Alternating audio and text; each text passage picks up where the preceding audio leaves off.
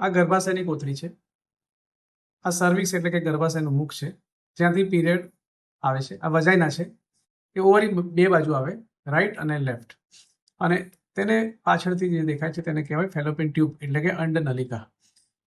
તો પ્રેગ્નન્સી કેવી રીતે રહે? તો અંડાશયમાં સ્ત્રીબીજ બને, ધીરે ધીરે મોટું થાય અને લગભગ 18 થી 20 mm થાય ત્યારે રપ્ચર થાય, જેને કહેવાય ઓવ્યુલેશન એટલે કે સ્ત્રીબીજનું છૂટું પડવું. તે આ સ્ત્રીબીજ અંડવાહિનીમાં આવે અને તે સમયે જ્યારે ફિઝિકલ રિલેશન રાખવામાં આવે ત્યારે સ્પમ્સ અહીંયા ફેંકાતા હોય છે.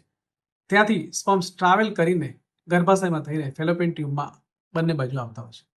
હવે સ્ત્રીબીજ છૂટું પડ્યું તેનું અને શુક્રાણુનું મિલન અંડવાહિનીમાં થતું હોય છે, ગર્ભ બને.